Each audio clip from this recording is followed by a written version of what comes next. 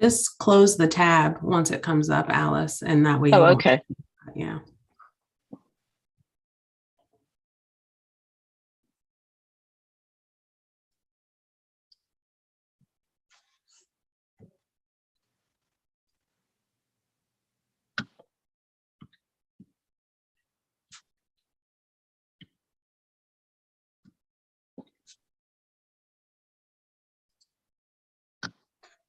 Okay, I think we're ready to roll. All right, so I took a pass at the sequence of items on the agenda today, but I would start by asking Ms. Connor and Shanika if they want to rearrange any of this.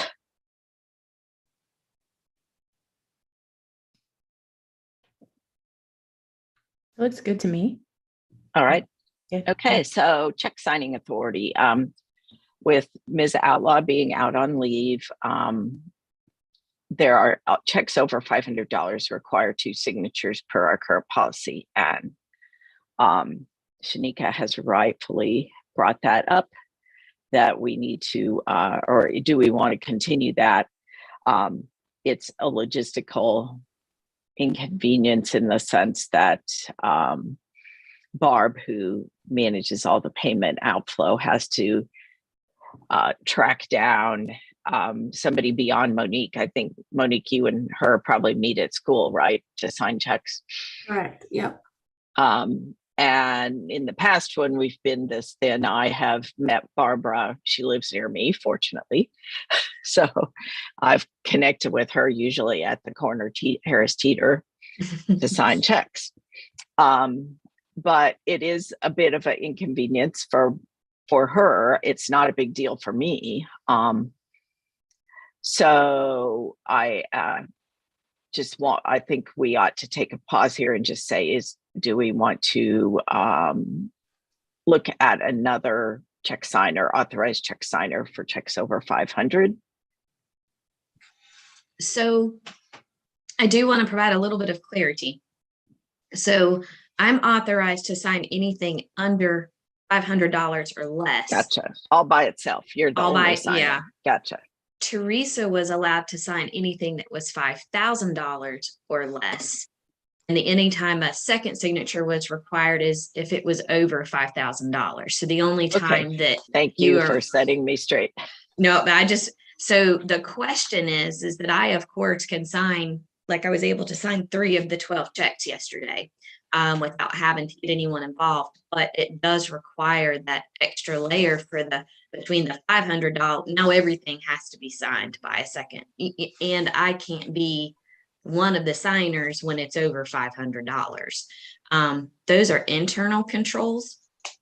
We had talked about adjusting that before. We just never got around to actually making a change. So we will gladly do whatever it is that you guys recommend. We have a plan B to meet you guys and get you to sign them.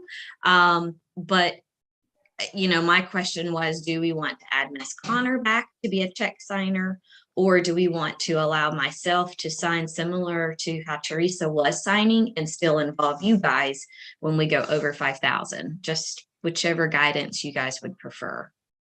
And I want to just kind of come in behind Ms. Cobble. We had like a crash conversation yesterday where we talked about many, many things. We got lots, I feel like we did, got lots of things at least a little clearer than maybe they were originally. But this is one of the things where I think it just makes sense to have her have that same level of sign-in authority as the head of school because of her role as director of finance and operations, but also there is a kind of a pathway, and Ms. Cobble can provide more specific insight to this, but there's a pathway of like how we even arrive at getting the checks back to Casa, right? Like once we have an expense and the invoice is generated, and then, the invoices go out to CSP and then they generate the checks and then they send it back. So there's so many eyes on that path of those checks that I think we talked about yesterday too, if we need to add an additional layer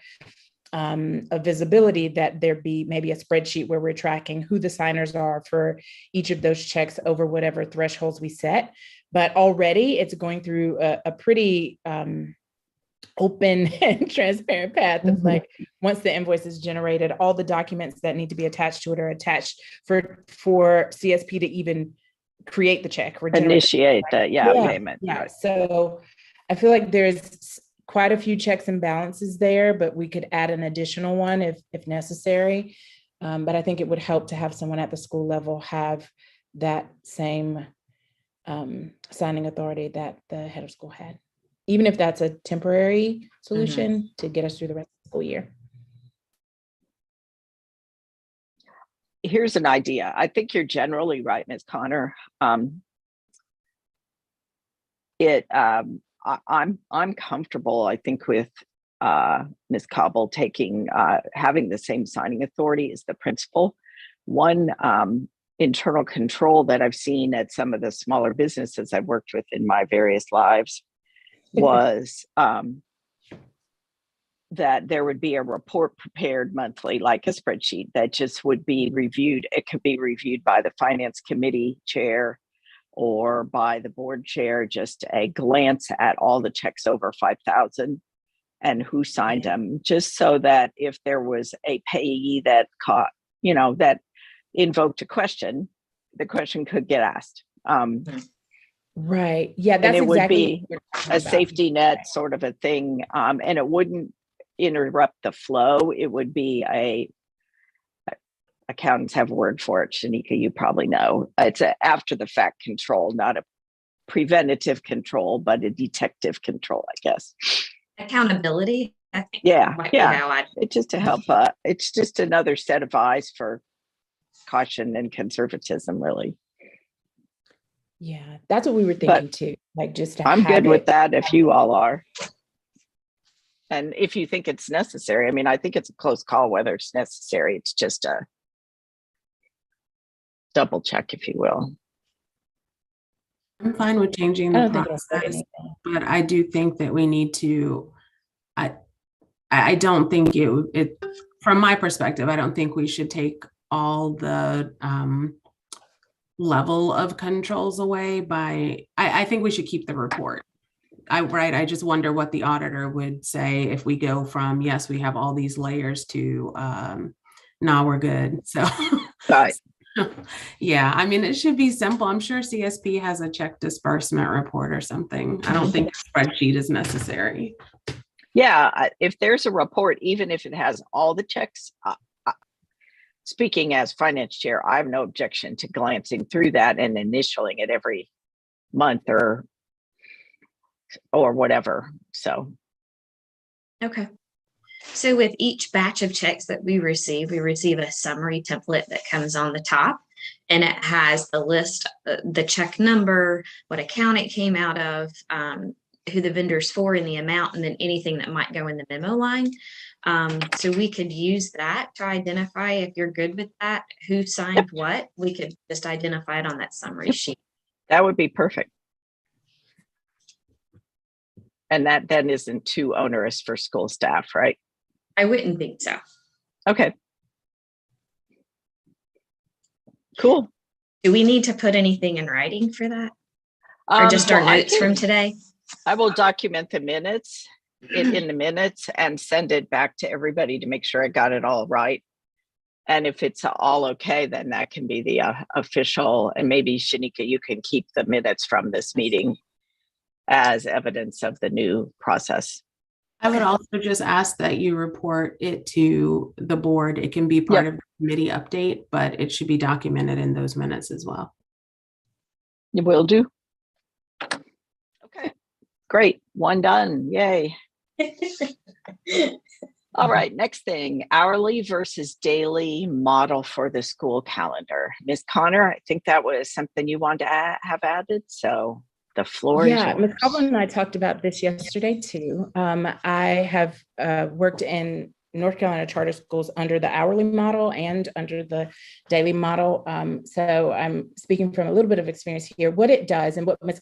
Cobble is the one who has done some, legwork here already, just in identifying what the process needs to be and what next steps should be if a decision is made to make the request to go to an hourly model. In the state of North Carolina, charter schools have that option, right, to either have a certain number of hours required to be met each school year or a certain number of days. And on the hourly calendar model, what we were able to do is build in more of a cushion for inclement weather, or if, things like Ms. Cobble brought up yesterday, like when the heater goes out, or like those unforeseen situations where school needs to be closed, but that those days not necessarily be made up. And it's hard to add in those additional days and build them into the current calendar because it already has 185 days and 200 days for the set. So there's just not a lot of wiggle room with the current structure of breaks and things as well. So while we're trying to finalize the calendar for next year, it would help, in my opinion, and I think Ms. Cobble agrees, it would help to have more flexibility with the calendar, especially considering, the building opening and the things that are uncertain really now, to have more flexibility built into the school year, so that if we adopt a calendar, we're not then having to go back and have version 2, 3, 4, and 5. We just have more flexibility with how we can adjust the days within the school year, if we do that. And Ms. Cobble can give you a kind of a rundown of what the process would look like and how she and I would work together to get this done, if this is something the board is interested in. I just pulled the report off of the printer that I printed yesterday. So that's terrible. So I did reach out to DPI back, I believe in December, originally asking about if Casa was capable or allowed to do this switch. I have also worked under both models that went from the day to the hour, and I knew that somehow we were able to make it happen. So I didn't think it was too difficult of a task, but it really depends on what Casa as the board would prefer for the students to be achieving. Like, do you have a goal of how many days you want the kids in the classroom, or a number of hours you want them to be instructed? When I reached out to DPI, they told me that I needed to confirm that our original charter did not have it stipulated one way or the other. Because our original charter was back way before, there wasn't an hourly option. And so our original charter does say that the school calendar will have a minimum of 180 instructional days, because that's what it had to say back then. So no modifications have been made to our charter in reference to this since it was created. So the process to change it is for the board to approve that they would allow for the school to transition to an hourly model versus a daily model. And then we have to do our strike through version of the charter agreement. And then we provide those documents to the Office of Charter Schools, who approves it. We don't have to send it to DPI. It's the Office of Charter Schools that approves it. It goes through their process to where they review to make sure they have the documentation that they need. They provide a revised chartered agreement, and we approve or deny it, and then it's approved. So that process does take about 2 months for it to be completely finalized at the Office of Charter School end, but it is not something that if we wanted to pursue, we couldn't go ahead and base our calendar off of it, because it's something that they allow us to do. We just have to formally correct it with our charter. Janika, it sounds like it's pretty much the process we had to use to update that little part when we the location. Yeah. Mm-hmm. Yep. Cool. Yep. And I have all of that in email. I had intended to scan it to you guys so that you would have it for reference, but I just haven't done it yet. I was going to put my original mathematical work where I was calculating how many hours we are currently in the school and how switching to this model that we meet the qualifications And I also received clarity from DPI and what counts as an instructional hour for Casa, because you have to take that into consideration as well when you're doing your calculations. So I have all of that background information that I can scan and also put this together in today's folder so that you guys have it just for reference. Yes, I had more to say and it just left.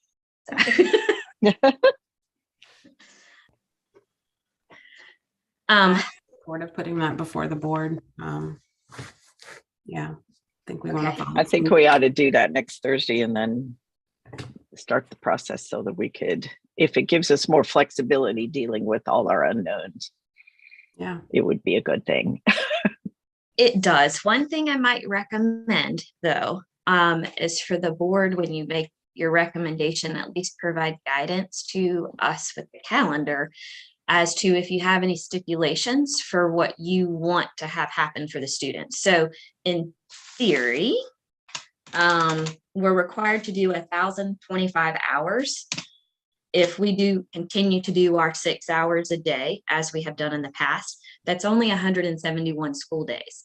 So that is almost a 3-week difference from what we are currently doing. Now, I don't recommend at all that we only do a 170-day calendar, because that only gives us the exact number of hours that we need. And then we've kind of contradicted the whole point that we've talked about, is having that flexibility for a snow day, or the building's late, or we need to leave early for some reason one day. It doesn't give us that buffer, but we would need to know when we're doing the calendar of, does Casa still want us to have 185 days? Like, we want to present the calendar like it is right now.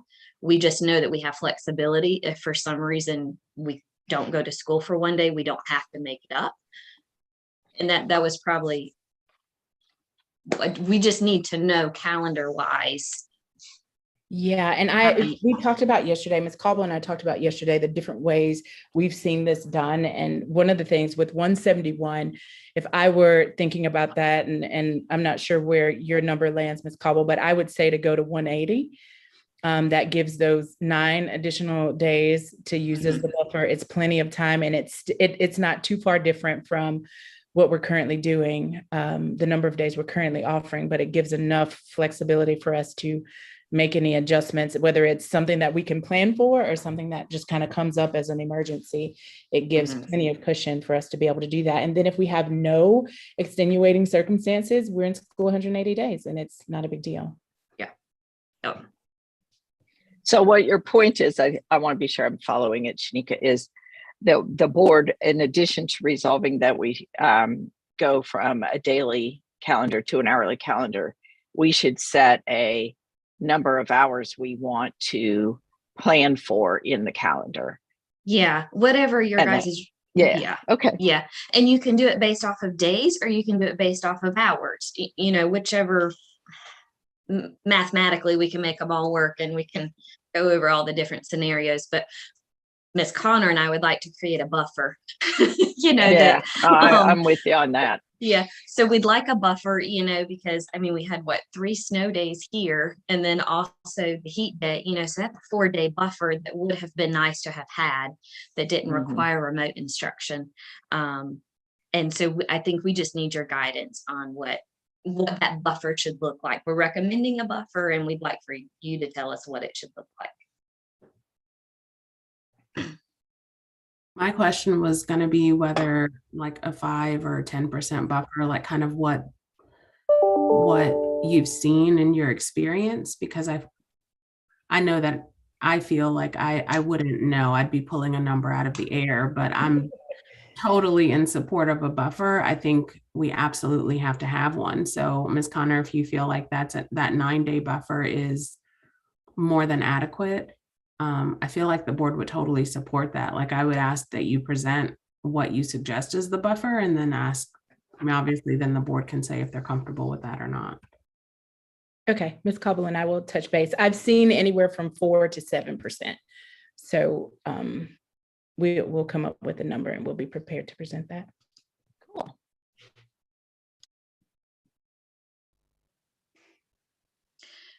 Alice, is that something that you guys would need to prepare to present to the board, or is that something that we should put together? I think the way Monique was speaking is it should be an administration's recommendation. Okay. Which we would approve. Okay. And I can't imagine this being controversial. But now I've cursed it.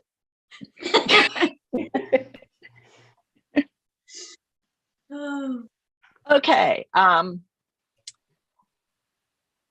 If that agenda item is complete, the next thing up is the enrollment class plan target setting for the lottery, which is what, next Thursday, Friday?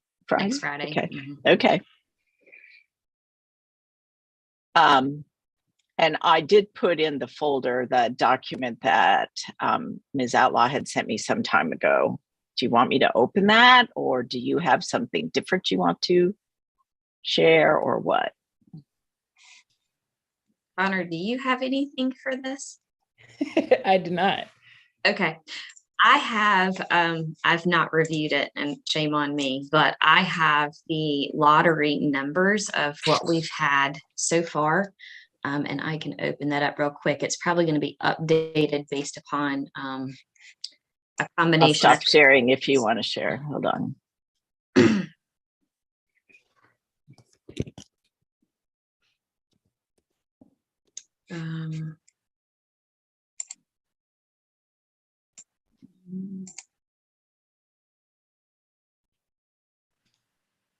Y'all know I'm trying. I know.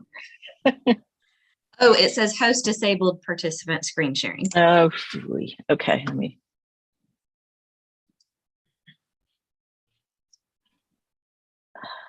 Zoom is not my friend. I'll just be honest. I stuck I'm with trying to get Google Meets as my friend. Well, I think I'm in the right place here. Chat, my name.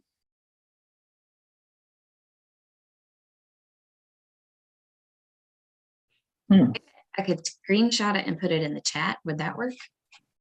It's fairly. This is silly. Alice, you can either make her co-host or. Oh, here. Allow participants to share screen. Okay.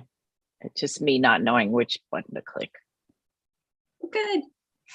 You're good now? Yes, ma'am. Can y'all see my screen? Yep. I think I'm going to have to make this bigger, right? Mm. Well, I'm trying. Let's see. Fair enough. Here we go. Slowly but surely. Okay. All right. So these are the actual lottery applications that we have received so far as of March the 7th. So as of yesterday around lunchtime.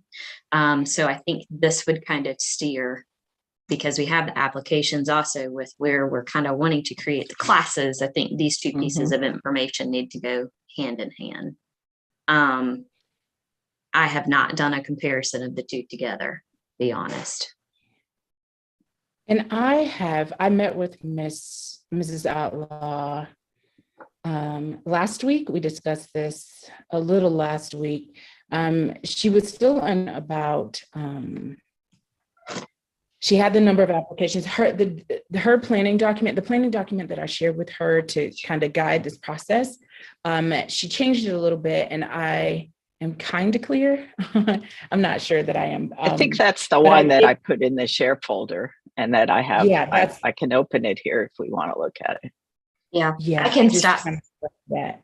Okay, I'll let you take it from here. Okay, I think this is the right document. Let me get it open. So yes, that's it, Miss. Okay, Howard. you're seeing this. Okay, spreadsheet, right? Yeah, that's the one that we worked from. Or we worked on, and she discussed with me. We could talk through it. And yeah, this one's a little hard to follow, but I think I figured it out after a little bit of studying yesterday. Yeah, it has a little more information than we had before, but the green columns are ultimately what we where we landed. Like that's what we're talking about. What Okay. I feel like I need a little bit more time on is, and this is why I was looking for the document the other day, Ms. Taylor and Ms. Ward, to have positions are budgeted for next year, because I think there's a conflict between what's budgeted and what might be on this document and another planning document. So I just want to make sure that I'm clear on. So are you asking about enrollment or teaching positions? Teaching positions, because that's Okay. what's going to drive this document. I don't want there to be more classes than we have, planned for, budgeted for. And so we're spreading the students out, and then, Right. we would be going backwards doing it that way. Okay, so I probably didn't send you the right. Well, you sent me things, but then I found Miss Taylor shared something else with me too. So I have what I need now. I found a document that Okay. I I think the best source, honestly, is that CE payroll spreadsheet, Shanika. I found a document that you, Ms. Cobble, had. It was like a list of recommendations, and then you had gone in and made some updates to that. Is that the one? Okay. That'll work. Yep. That'll work. Excuse me. Okay. Is it just me, y'all? I see. I don't see it either, Monique. Okay, thank you. I was like, y'all are just going, and I'm like, I'm looking at a tab. I didn't. I think they're actually in the document, and we're still looking at the Zoom screen. Okay. Yeah, I have I had the document open. My bad. Sorry. Is it this tab that you're looking at? We're looking at the flash tab. Yeah.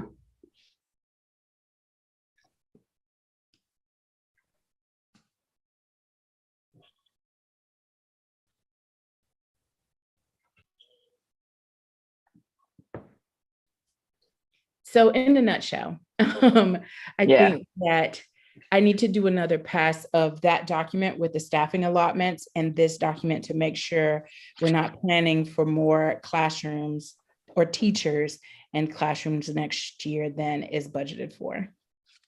And if we are, that I bring that to you to say, because the numbers that are here, after we talked through it, once she explained this breakdown, the numbers that are here are okay. I just, at that time, she wasn't able to tell me what was budgeted for. I think this was just kind of what she was planning for.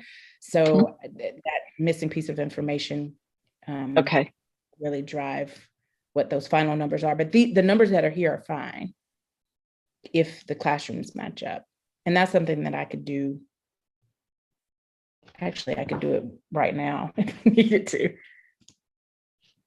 I'm going to pull it. So this is probably a question I should know the answer to, but do we have to, at the drawing, state how many students we're going to accept in any given grade? Or I was trying to think through that, because Ms. Connor, what I'm really think back to is there was a few years when we spent quite a bit of time at the board meetings determining how many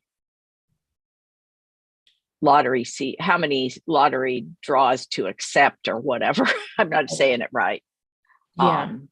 And so I thought, but I might be wrong, that we needed to make a recommendation on that to the board so that they could approve it. And then when the draw happened on Friday, we were able to say, we're drawing 20 students for this grade.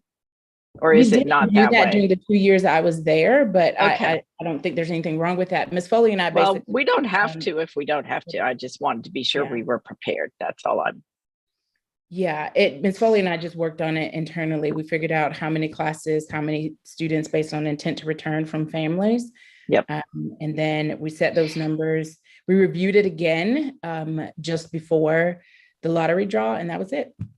Okay. Alice, I think what you might be thinking of is how once we get closer and start the school year, how quickly things move, and then they just kind of fill seats and pull them in. That's when they used to come back and say, like, is this one going to push to 28 or 30, that kind of thing. Mm-hmm. That could be. I just remember one year we pushed, and I think it was back several years now that I think about it, pushed the leadership pretty hard to say you have to accept more students because not all of them are going to show by the first day of school. Yeah, I think the process now has that built in. So that as we're going through applications, if a parent says, if a seat is offered and the parent declines, then we continue through the go right to the next number. Yeah. Okay. Yeah. And, I think that my memory may be going back to before we had the lotteries tool too. So yeah. Sorry about that. Then I'm just causing confusion and distraction. No, not at all. All we had to do once those numbers were determined was just put them in lotteries, and lotteries did the rest. Cool. Until we reached the point of needing to pull from the wait list, and then that was done internally. Celeste did that in years past. Good. And I really appreciate that you're looking at the, at what was budgeted, but I would just underscore that,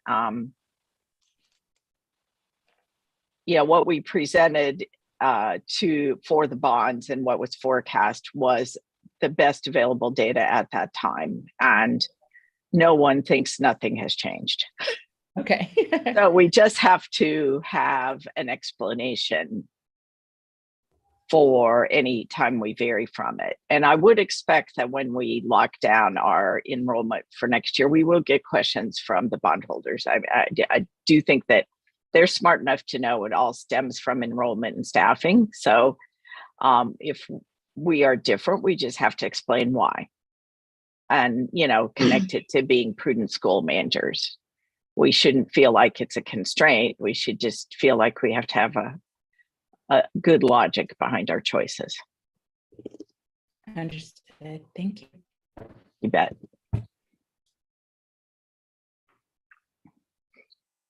So is there more under this agenda item that we need to cover? I don't think so. I think, Ms. Cobble, if you feel comfortable, you and I can kind of do a pass of what the data we have and then make some recommendations and just kind of review it one more time before things are finalized in lotteries. Does that work for you? Yes, ma'am. Awesome. Okay, I'm going to jump back to the agenda then. I don't know if what I'm sharing changed. Did it change? No. Probably not. Yeah, I figured. All right, let's try it again then.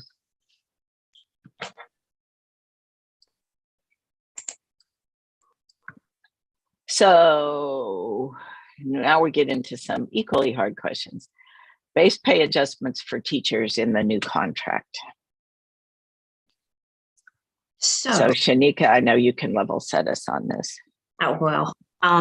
So the question was brought up because we did provide the 1.5% increase to our staff this past January, based upon the state recommendations that all staff receive an increase in pay. And we did the 1% to retirement, 1.5% increase in the salary.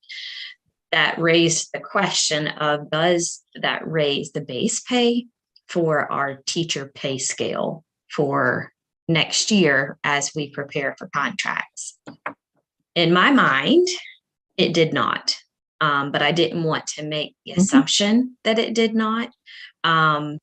Financially, we have the money, so it's not a question of can we afford it. So again, wanting everyone else's insight and direction on, does this mean that we change the base pay for that starting pay?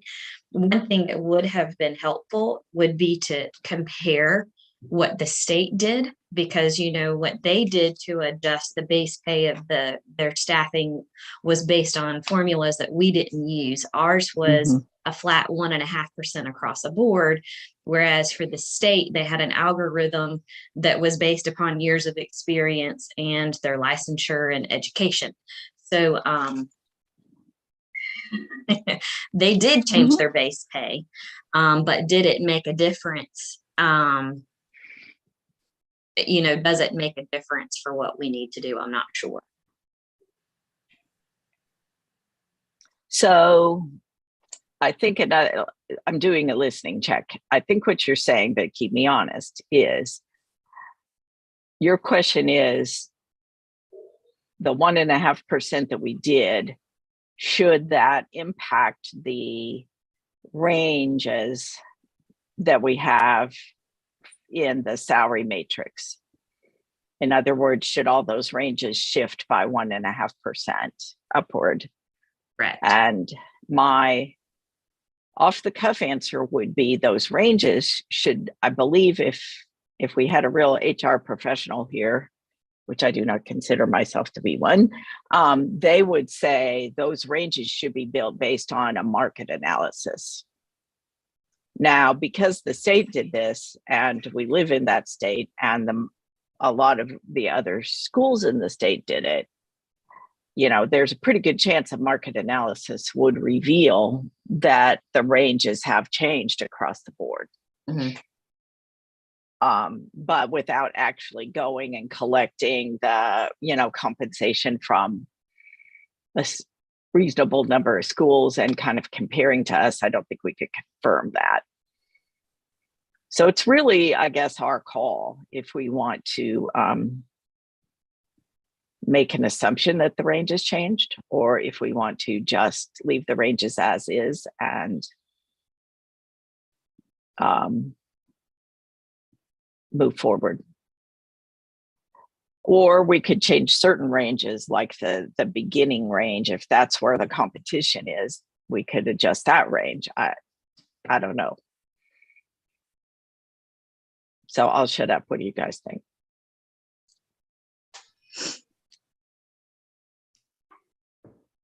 Ms. Cobble, do you have, just based on what you have seen, have heard with other schools, like, do you have a recommendation here, or are you just more, it's just open for discussion? Open for discussion. At first I was closed-minded about it, to be honest. But I took it from the line of thought that when we do the pay increase for the staff based upon the board approved pay structure for the increase in ADM, that increase is not increase to the base pay. We've never changed the base pay for new hires based upon what that allotment allowed. And so in my mind, I got a 1.5% raise, we don't touch the base pay. However, there is that thought that, everyone else across the board, did get healthy raises. But then I also have this thought in the back of my mind that Casa does pay really well for our first year teacher. But it's also 1.5%. I'm really torn. I can go either way. It's not like it was a huge price increase. If we think it's going to be what draws in new hires, then by all means, let's do it. But I wonder if we need to save that for signing bonuses or something like that. I don't know financially. This is probably a premature question, but I'm sensing that we may have quite a bit of hiring to do. Well, I was making sure my mic was on. Yes, probably. Not as much, I hope, as what we experienced last year, but yes. And Ms. Cobble and I hadn't had a chance to talk about that, but I honestly think it would be wise at this point to just post everything, all positions, and just kind of start from there and just get a quality candidate pool for every grade level, all subject areas, all other positions as well. So that because one of the other things about Casa and position postings is that historically, when a position is posted, that means someone's leaving. So then that stirs, a little chaos. Right. This will take that out of the. But if we post everything this year in particular, because we're opening a new building and we are not sure, things change over the summer, people's plans might change. I think it protects Casa and just gives us something to work with that we hadn't necessarily had before. So in doing that, I think it will help address some of the attrition we know we're going to experience, but it also allows us to get ahead of it. Like, I would say that we do that like now, like yesterday, right? And post everything. And then it also takes away the discomfort that some people have that are choosing to leave, but don't want the whole world to know right at the moment. There's that pressure off their shoulders to say, well, my position's there. So that was not the answer to your question, but. But it feeds into it. I mean. And so when thinking about that, I think whatever decision is made here, it certainly has an impact on what those recruiting conversations are like, right? Like we want to be open and honest, transparent with folks from the very beginning. And also I feel like in the charter sector, there's a bit of, I don't want to call it inequity because that's not what it is, but there's some inconsistency in the number of dollars, ESSER dollars schools have received. Like some schools are using those dollars for those, exactly what Ms. Cobble said, those sign-on bonuses and some of the other things, but those funds are going to go away in a couple of years. And then we just need to be in a position where we feel like we could sustain anything that we put in place. Yep. We wanted to keep using those funds. Yeah, that's the biggest, I think, for me, reservation. I mean, I very much believe that good teachers, well-paid teachers are a critical success factor. So I'm not trying to cheap out anybody, but when you make a change to the bands themselves, it in effect is a permanent change in a time of high inflation in everything else. I mean, our gas bill next year is going to be out of the stratosphere, you know? Right. So it's a little bit, there's a little bit of me of where, you know, while if I had the choice, I'd rather pay the teachers than pay the gas company or whatever. But truth of the matter is, you know, they're going to want to get paid too. It's just a very uncertain time. And that's where I get a little gun shy. Ms. Cobble, I would lean to supporting the last you made about having the flexibility of using it as a bonus or some people appreciate that much more, even if it's the same dollar amount, right? But when it's unexpected, or even if it's expected, but it's in addition to what they're currently doing, there's a different level of appreciation, I think, than when it's built in. So I don't know if that matters but that's just kind of my thought on it. Sorry, I feel just a little bit lost. I was trying to follow. So, I mean, is it just the philosophy of whether we're rolling in the state increases as a bonus or into the base salary? Is that the principle? No, I think that what Shanika's question was, you know, our bands with the number of years of experience and licensure status and all that. I think what she was asking, keep me honest, Shanika, is should we restate all those bands up maybe 1.5% based on the raise we gave last year? Or was the raise we gave last year just an increase in pay without a change in the band structure? Okay. Very well stated. Okay, good. Then I'm not cracking up. That's a good thing. And I think if you look at salary structure, the salary systems and how they're established at various organizations in the world, that structure is supposed to change only when the macroeconomic conditions change. Whether it is, you know, inflation or competition for a certain skill set or something not related to an individual teacher's performance. That I believe is the classic HR view of the band structure.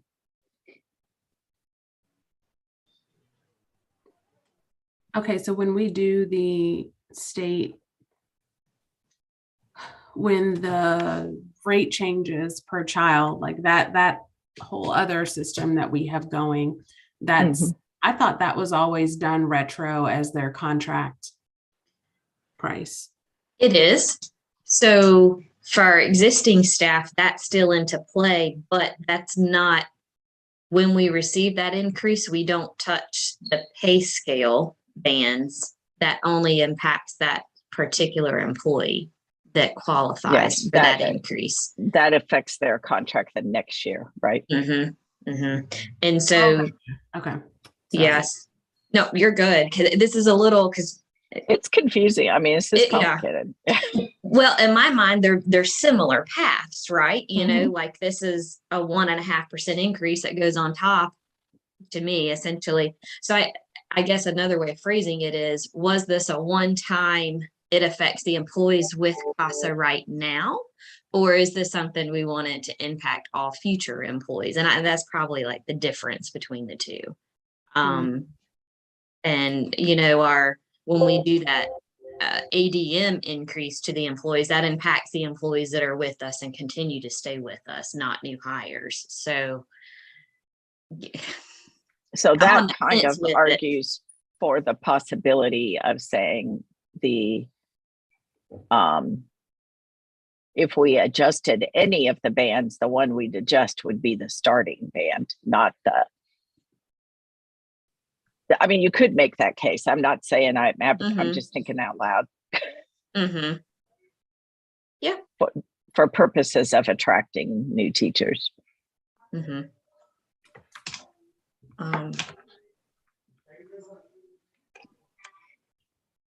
it's not something we have to finalize today. I mean, we can certainly finalize it today. We need to finalize it before we start offering contracts for sure. Yeah. I mean, maybe the bigger question here right now, whether it belongs in this committee or not, or exec committee or whatever, is should we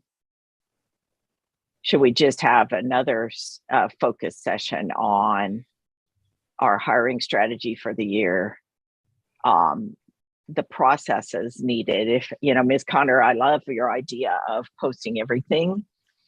We have to message that properly with the staff as far as, does this mean everybody's losing their jobs unless they go through the interview? I mean, there's that sequence of events. Then there's the events of how do we handle the interview process. If we're going to post every single job, we're going to have to be pretty good at candidate intake, review, scheduling interviews. All of that is a lot of work. Yeah. And we need to streamline it and manage it really well, you know. Agreed. Yeah, it is a lot of work. I think it's a good idea. We have a great reason to do it this year because we can say we're kind of in a rebirth moment with a new building and all that. But are we ready? Can we take that on? And do we have all the plans set to take that on? Do we need somebody managing that whole program? So I think that I don't have any doubts at all about however you would set that up to. I think honestly, the process would probably be better than it has been, like ever. So yeah, I agree. I think that we should absolutely move forward with it. And to be honest, on wherever the starting scale is, I feel like if administration and you, Alice, on the finance front are uncomfortable with moving the entire scale as it is, or you think it would be more enticing and valuable to us to offer a bonus, then let's go with that. Like, let's just move forward. And then if we run into a wall where someone that is what the school needs is telling you that this is nowhere near the right salary, then we have a different conversation. Yeah. I mean, we can deal with those one-ofs with exceptions that are board authorized or something. And then if we get enough of those, that would be a big signal to us that we need to go back and redo the bands. And that, I don't think that's a bad way to go at it. You kind of let the market tell you as opposed to guessing. Yeah, I think we should move forward because we're at that time already. Yeah, and I agree with Ms. Connor. If we're going to start this, we need to start it like yesterday. Yeah. I mean, that part doesn't need board approval, but I think it would. No. The whole communication part. I mean, obviously to staff, but I think even to parents and let them know, like, great, if you have a referral, tell them to check Casa out, because we do have parents that routinely check the career board, and so we don't want them making the assumptions either. Yeah, what I would do, just real quick, what I have like a 21-day, because y'all know my brain works on timelines. It's just the only way I can with all the things I'm doing, but a 21-day plan. So from like the day one is the communication with the community, including teachers, families, board, like everybody. Well, actually that happens before day one, the communication. And then day one is when positions are posted. And then like by day 7, we do follow-up communications, but ultimately as a part of that, there is a 2-day career fair at Casa where we're doing like a day 1 of prelim interviews and inviting people back, touring the building, all that good stuff. And then day 2 is like a for real legit interview for folks that we have pre-screened that we think are strong potential candidates. And we just move forward. And we may have to do that twice within that 21-day period, but it would allow us to quickly attract folks to Casa, let them know what we have to offer, and also let them see if it's something that they're truly interested in, because Casa is it's not easy to capture that in a job description or even in a quick visit. But I think it would be important for the potential candidates to know, and then for us as a school to have options. We need to have options. We don't have very many right now, but yeah, we can get it done. I love it. Fully behind you there. Yep. So I think if anything, just thinking about board meeting next week, maybe we should we give the board a heads up this is coming, or should we just let? Yeah, No. I think Ms. Connor, if you want to just review that as something you're working on, that would be super, I think. I just don't want the school community, existing staff to freak out. I mean, I know you will handle the communication sequence properly. Yeah. I can do that. Cool. Are you good with that, Monique? Okay. We did really well on the agenda. The only, I would say we're up to the hour, so I think we're in good shape. I will do the meeting minutes as soon as I can and get them out to you guys for review, because I know I'm gonna have some holes in them.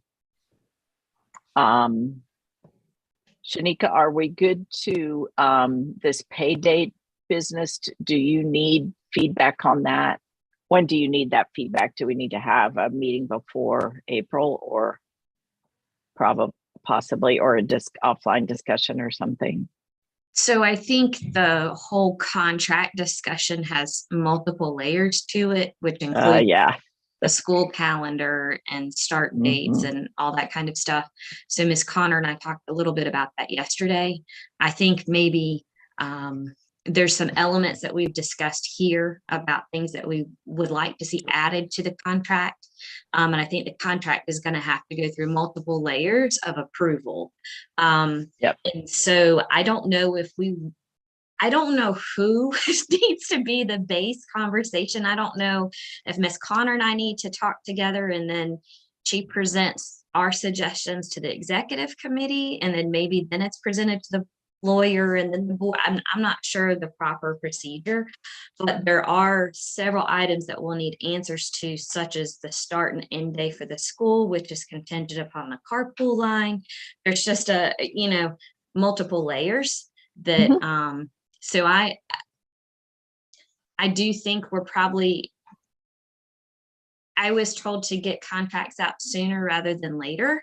I think in the past, maybe it was done in May, and we had wanted to bump that up to April just because teachers are in shortage right now. And you want the best ones, right? You don't want to take what's left. So if we could do it sooner rather than later, I am working over the break. So I'm available throughout the spring intersession. So I'll leave that up to you guys as to who should be a part of. I think the contract conversation might be its own separate beast. I don't disagree. Monique, what do you think? What would be the right guidance for Shanika?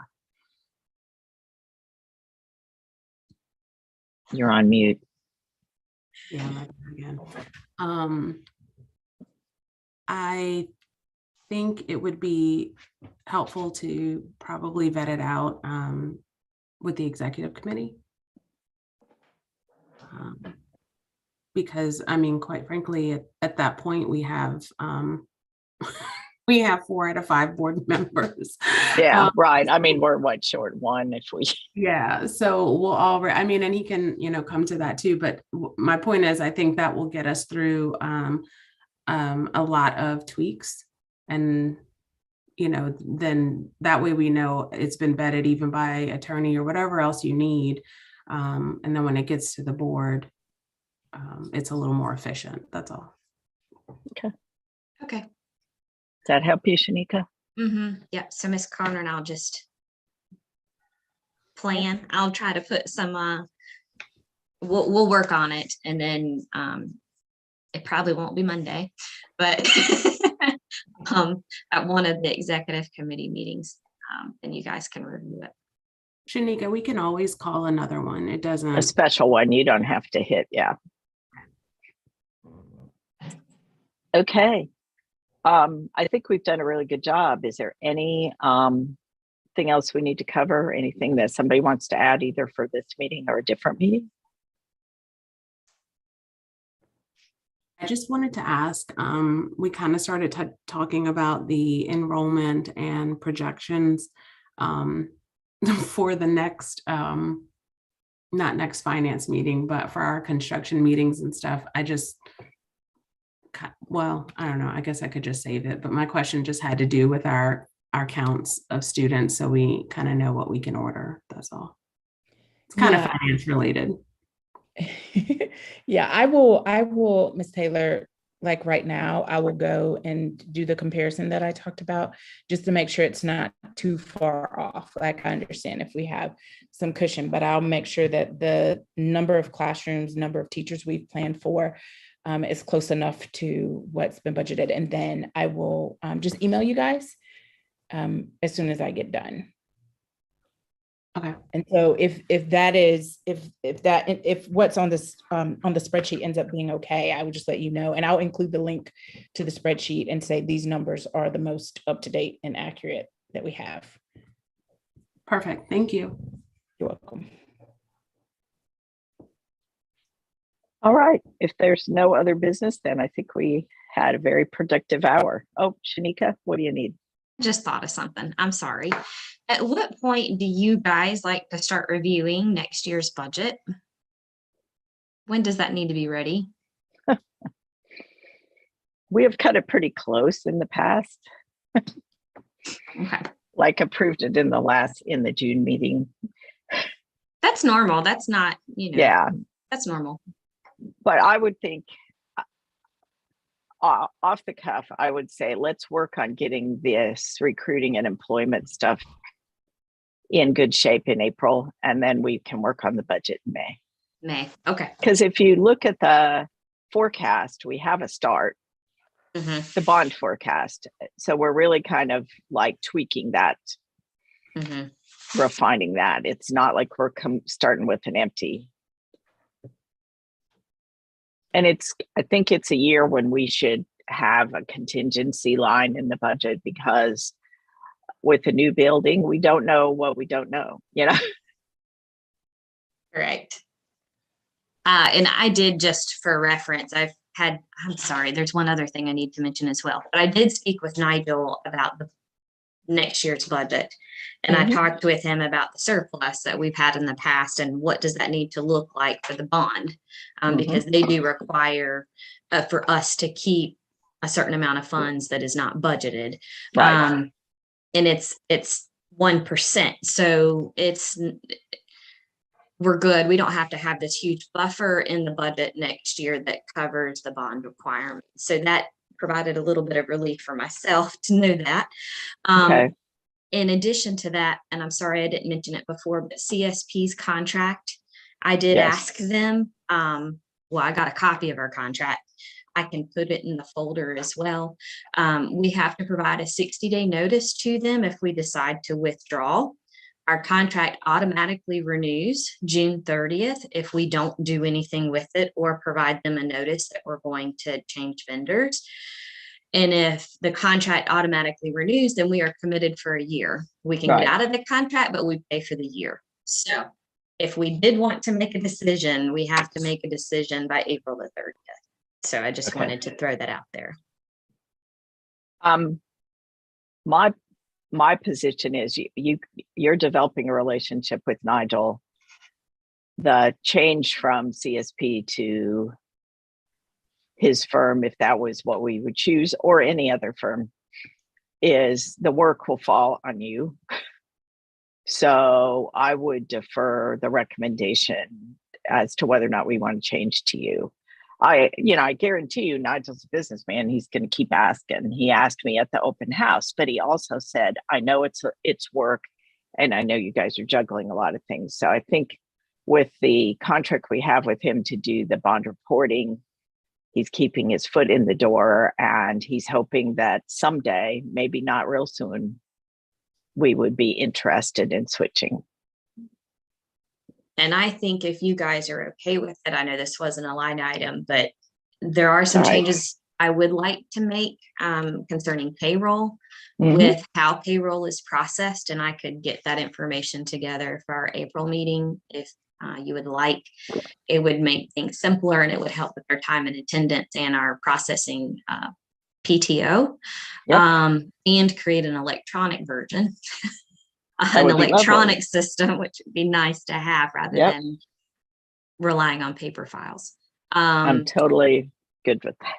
And I don't think Nigel's worked with them before. I know CSP has, but at a minimum, I would like for us to introduce that for next year. That will take about 2 months for us to implement. So that is something that we'd want to talk about soon as well.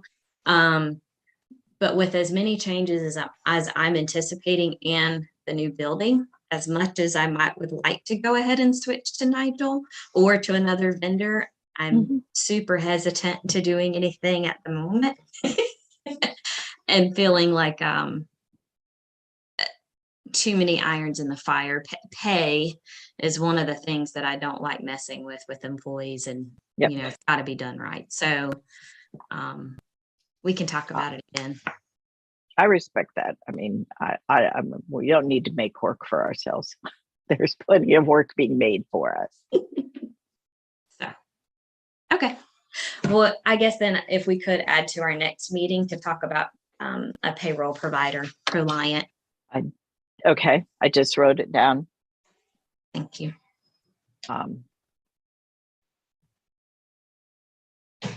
So I don't have anything else if y'all are good. Yep, I'm good. I'll get that email out to you guys in the next 15 minutes. Thank you. You're welcome. Have a great day, everybody. Thank you. Yeah. Hey, Shanika, Yes, ma'am. do you have a preference on whether like I can pack up and come to do the construction chat, or if you want it to be virtual or what? I think Monica is coming in person. It's totally up to you. I think we can do everything here. I mean, virtually. That's not a problem. Okay. I don't know that it's going to take the full time today. I mean, it might. You never know. I always think, hey, it's going to be a 30-minute meeting, and then it's not. So, but I don't think today will take the full hour and a half. So it might be more convenient for you to stay home or virtual. Cool. Okay. All right. Thank you. See you in a bit. Thank you. Okay. Bye.